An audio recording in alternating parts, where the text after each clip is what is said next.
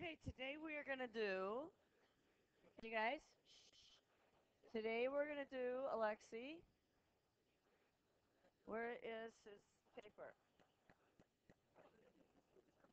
Okay, put that away, please. Okay, shh. Okay, guys, today we're going to do the mean value theorem, which it shouldn't be that difficult. Now, we've had two other theorems. Okay, you guys? We've had the intermediate value theorem, and we just experienced, guys in the back, we just experienced the intermediate value theorem.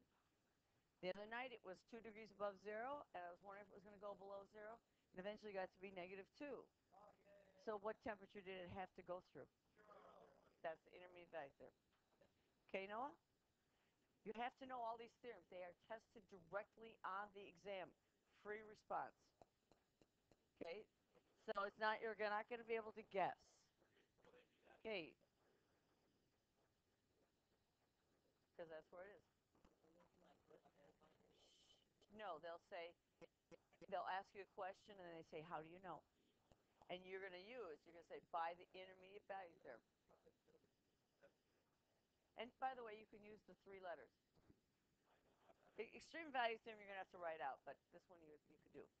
Okay, we're going to do the mean value theorem, and there is an application in real life about the mean value theorem. Okay, girls. Okay. Put it away. Put it away. Okay, I want your phones put away. I shouldn't even have to say it. Okay? Doesn't even need to be there because it's tempting. I don't know what's going to happen when you guys get iPads, but anyway. We're getting iPads next year? I don't know. Okay, guys, we're going to do the mean value theorem, and let me show you what it is. Now, there's a typo, so you need to fix this.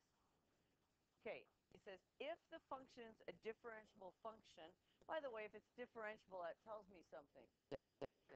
The function's continuous. So I really should say this. If a function is continuous, and the reason is, you'll see in a moment, on the closed interval, and then there's a little additional piece here. Because it is differentiable, it only needs to be differentiable on the interior. So if a function is continuous on the closed interval and differentiable, which means you can find the derivative exists, differentiable, but you know what? I don't care what happens at the endpoints. When I can find the derivative, the endpoints are not going to be important. So it's going to only be in the interior. You see the difference in the symbols? In between them. Okay. So if I match those conditions, I kind of hope I don't. Okay, James, if I can't match those conditions, I don't have to do the problem. I can say the mean value theorem does not apply. Differentiable means you can just find the derivative. Now, I know that doesn't look very nice, but it's not bad at all. Jacob. What? I haven't done it yet. Let me draw it for you instead. I've got a drawing here, and it's saying if you have a continuous function, including the endpoints, you have to have endpoints, and and it's also differentiable. If I draw this line, it's called the secant line. Do you remember that? That's the secant line. And if I find the slope of the secant line, which is f of b, you guys know how to do this. This is first year algebra minus f of a all over b minus a. So if I take the slope between the two endpoints in my interval, I can find an x value along this curve such that if I draw the tangent line, it's parallel to that secant line. This is the slope of the secant. And I'm going to claim that I can set that equal to the slope of the tangent. What is the slope of the tangent? It's the derivative. I don't know where it is. So we'll call that value C. Actually, I just leave it X, but it doesn't matter. Okay, and that's equal to the slope of the tangent.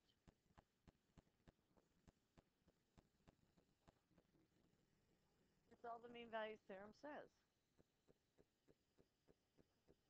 It's not particularly difficult. I need it to prove the fundamental theorem of calculus, which we probably will not do, unless you want me to prove it. It's a difficult proof. So it's saying that the slope of my secant line right here, there's a tangent line along here. I can draw this tangent. That's obviously not parallel, but there is a tangent where I can draw it parallel, provided that I have endpoints and I can find the derivative everywhere on the interior. Now, what is another name for the slope of the secant line? Because that's how I'm going to remember it. Now, I'm going to give you the book problems, and the formula is right there. You just use the formula. But you really should just know it by words. What is the slope of the secant line? Do you guys remember?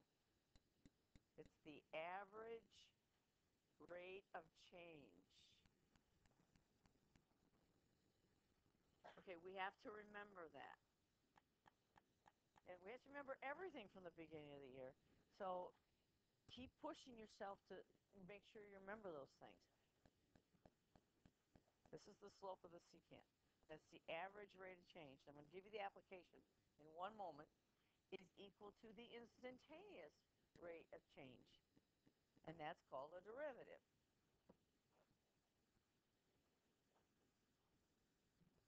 That's right. So ask me again. This is the slope of the tangent line. Of tangent line at some x value. In fact, we're going to say at x equals c. Where c is between a and b. Move in there, chairs.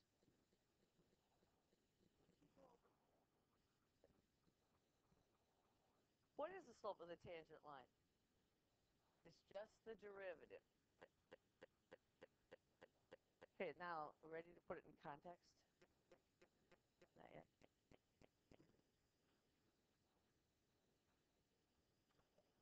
Okay, if my function is position,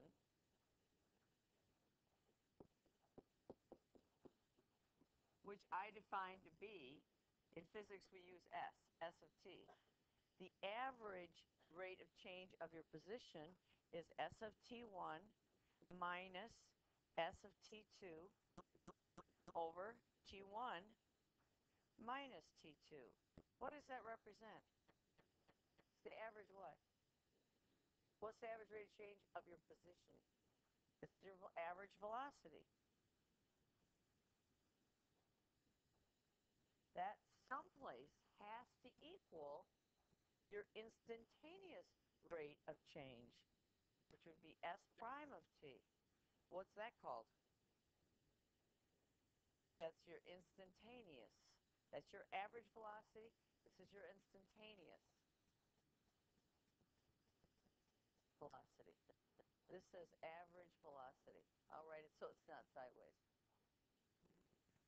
because it bothered me too.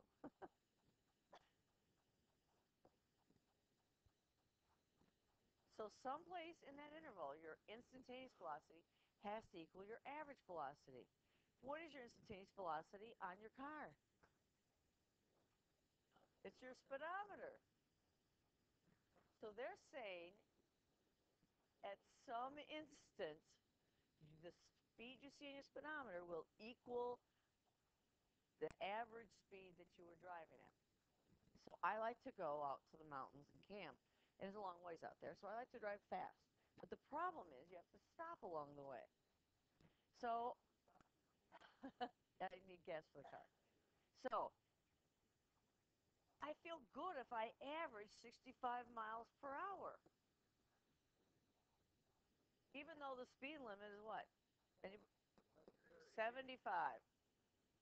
Out in Montana, speed limit 75. Okay? You have to stop. Okay? So I try to keep my stops minimal. So if I get average 65, I'm doing well. But, my speedometer is going to read 75. Okay, here's the deal, and this is a real life problem. In Indiana and Ohio, they have toll roads. And when you get on the toll road, you get a little card, and you get a time and you get a date stamp on it. When you get off the toll road, you give them the card. Now, they know how many miles. It even says how many miles it is on the card. So if I end up averaging 65 miles per hour, what does that tell me about my speedometer then? So at some point in time, it had to have read what? 65 miles per hour. Your average equals that. What if the speed limit is 55? You were speeding. Okay, there's been a court case using calculus, using the mean value theorem. And I have a link to it on the website in Schoology. No, it's reading. It's not a watching, it's a reading. And it's not easy reading. But the point is, and you actually have some homework problems that make you think about this too, is that at some point in time, whatever you average, your speedometer had to have read. So if you're averaging 60 miles per hour when you drive around the city, and the speed limit is 55, you could be ticketed for speeding if they had a way to measure it. Now, I know they have new ways to measure things now, but in the old days, it was with a little card that you got when you went to the toll road in Indiana and Ohio, and they would give out tickets because your average speed was too high. Well, why speed? So, yes, they've used it. Well, that's all the mean value theorem says. Let me graph another graph here. I should have done this in my other class.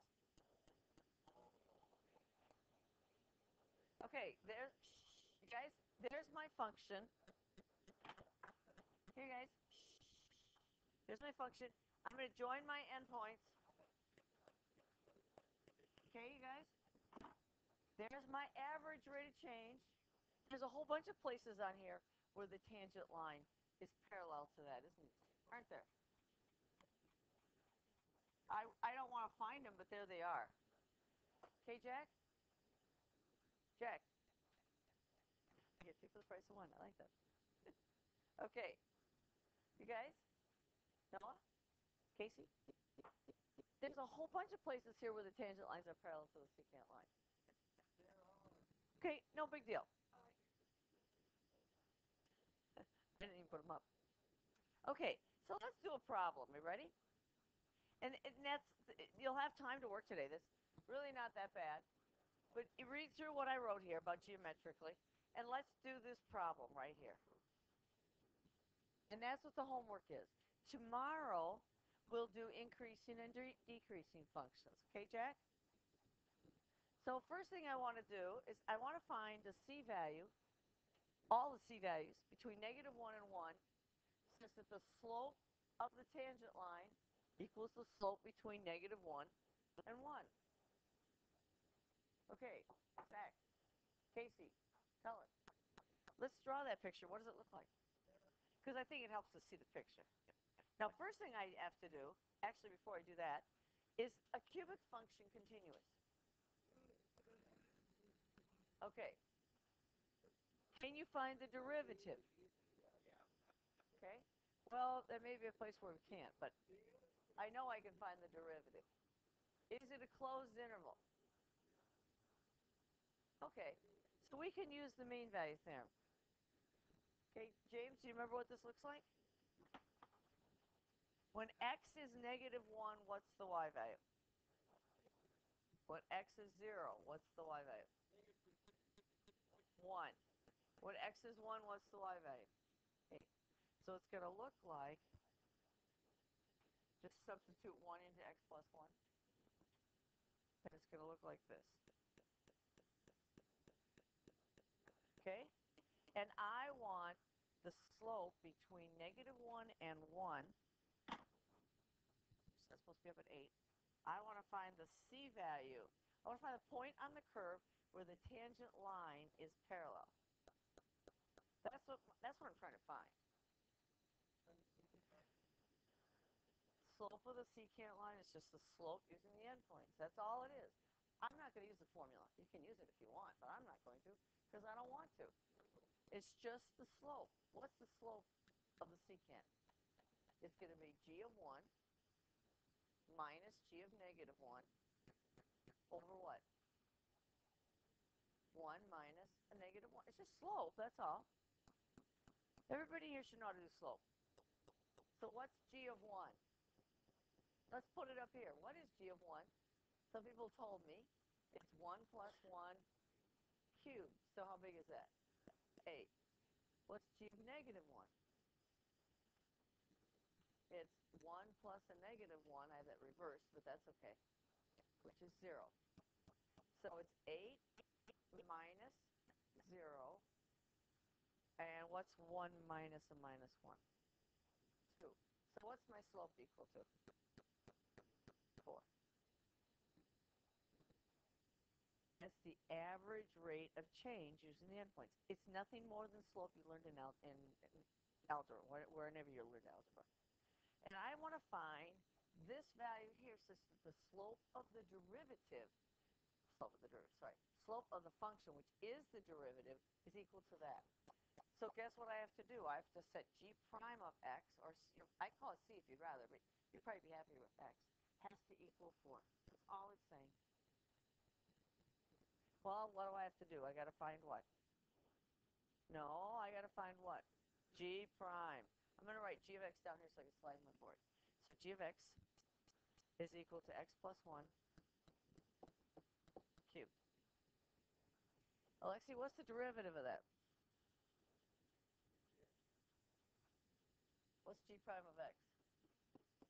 It's 3. I don't want to expand that. That's too hard. X plus 1 to the what? Times the derivative of the inside, which is 1. Okay, Noah? Now, I'm going to do this. I call it the easy way. This is where we're going to have some problems, I think, is doing the algebra. These have to be equal. There's my derivative. There's my secant. I just want to find out what that x value is, where they're equal. That's all. That makes sense? No? Oh, you just set them equal. I find the derivative of the tangent line. I find the derivative of this line right here, and I set it equal to that slope. That's all it is. That's all the theorem says. Okay. Declan, how do I solve this? I don't think I want to square that out and multiply by 3. What? Divide by 3. And I don't know if you did this in your previous classes. Some of you may have, some of you may not have. So I get x plus 1. I isolate the squared term. Okay, Alexi, now what do I do?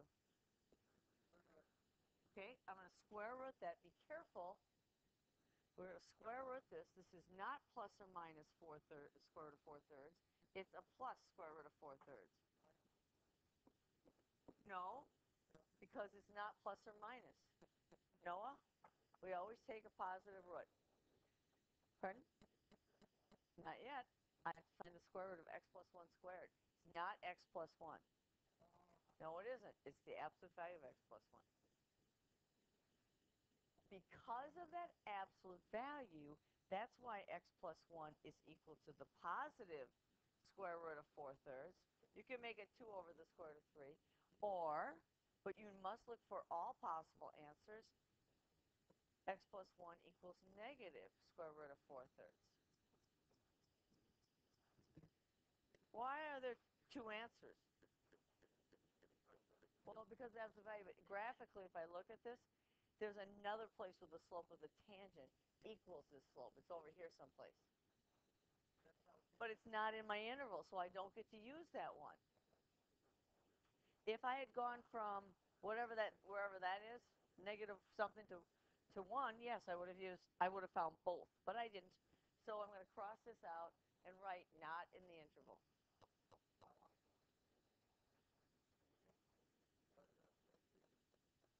Not in the interval.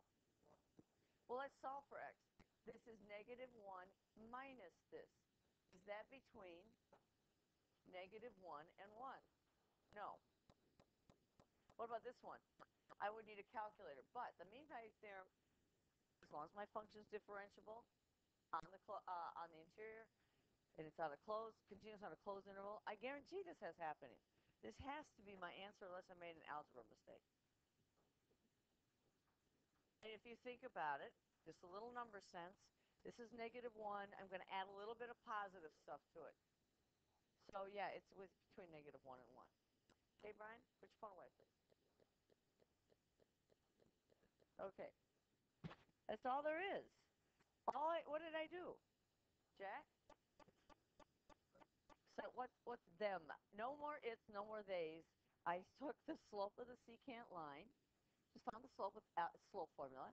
I found the derivative here, and I set them equal. That tells me where that point will be. All there is. Don't make it hard. That's why you want to start the homework in class. So let's look at this. I got really one more example. Oh, I guess I have two. Well, you'll see something here. Okay, ready? Riley, is that function continuous on that interval? No, because at x equals 3, we have a vertical asymptote, right? It's not continuous. That's right. You hope this happens, because then you don't have to do anything. So mean value theorem, MVT, does not apply. I'll write it out. You can remember DNA.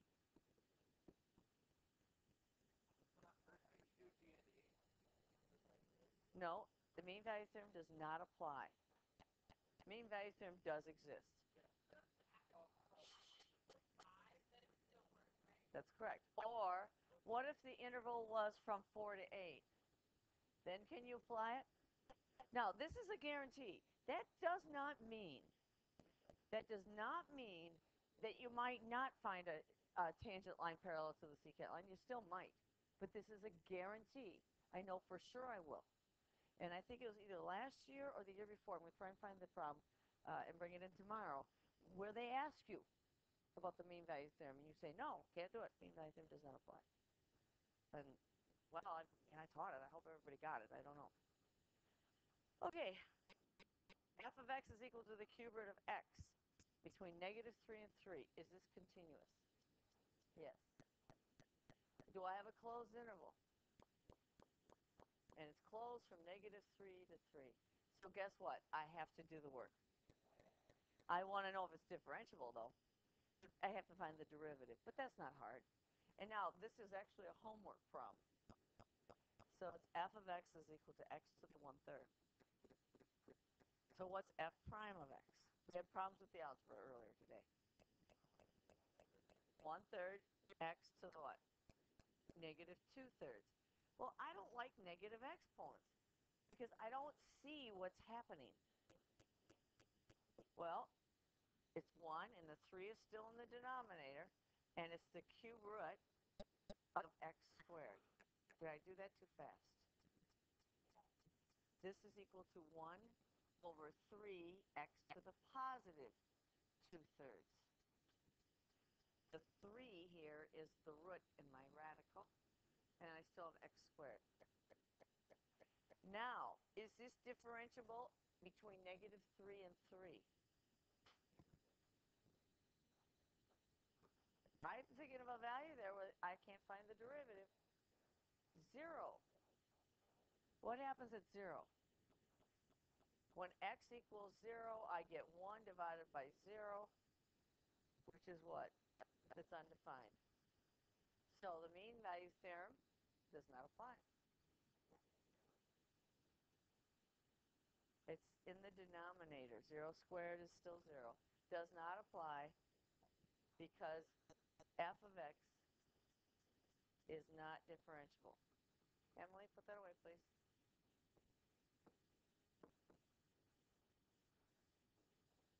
So I like that. I don't have to do anything. Unless I change the interval on you. Well, I did. Now, and the reason why I did this example is some of you are going to say, I still can't do that because this is not differentiable at 0. Remember, differentiable means that I can find the derivative. It exists. I don't care if it's differentiable at the endpoints. Not important. Just the interior. So let's graph this. Do you guys remember what a cube root looks like? It looks like a square root. Actually, it does.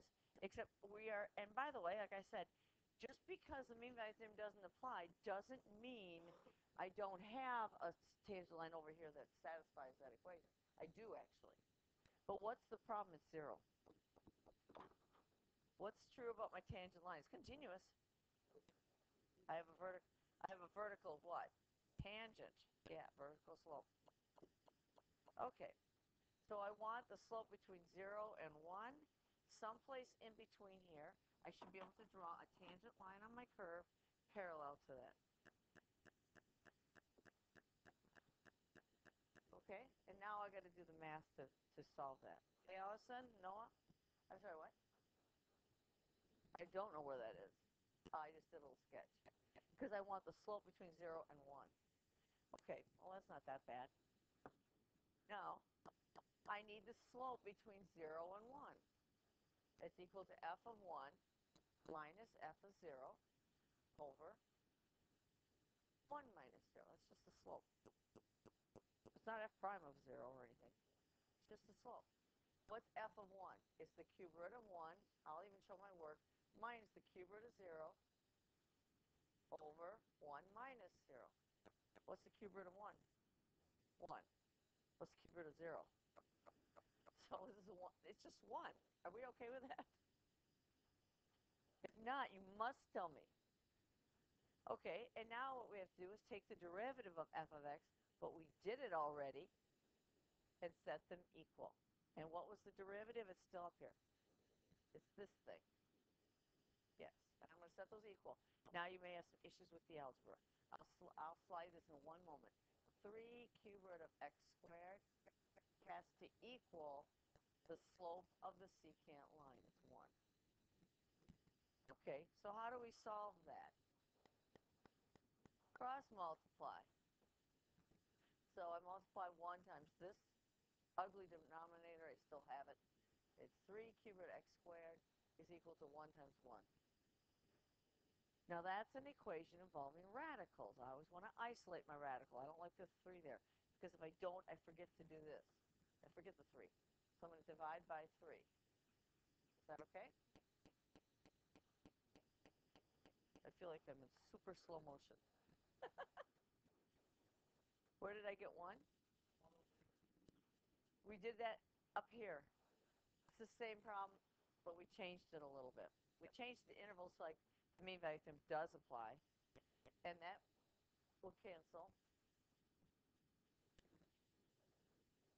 Ask me. I just cross multiplied. I multiplied these together and those together because it's a proportion.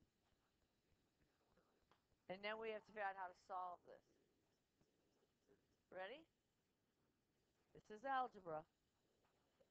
This is cube root of x squared equals 1/3. Now, how do I get rid of a cube root? I cube it. Well, what I do to one side, I better do to the other. Now what am I going to get? X squared equals, not 1/9, 1 over what? 27. Not done. Now what do we do? Square root. Now just be careful with this. That is not x. That is the absolute value of x. I only want the positive one because of my interval. The negative one is going to be the other side that we didn't use. But it wasn't in my interval, so that's okay. So x equals both the plus square root or the minus square root. Whatever number that is, I don't really care. I'm throwing out the negative because it's not in the interval. That's the answer.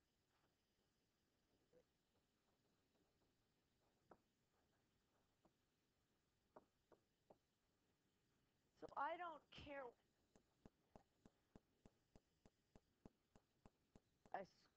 did the squaring by using the square rooting.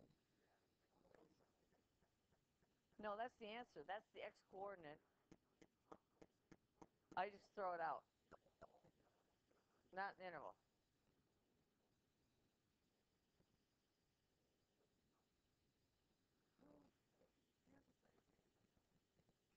We're done. You can do your homework. You don't have enough time.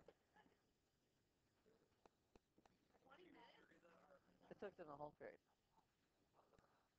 No, I can't take the other class. Can't do it. Okay. I gave the other class work time. I can do problems at the board. Now, you guys need to be bringing your books.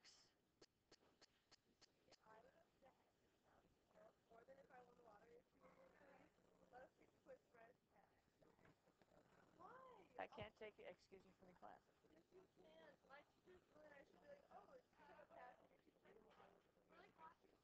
Okay, well, you can't make that up.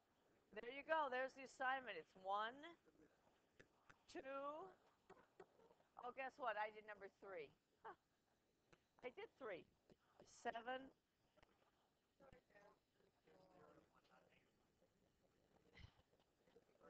Yes, I did. Oh, I did negative 3 to 3. Same thing. Okay, I'll leave these up there. What's not negative? Okay, I'll leave those up there, and I'll walk around and help you.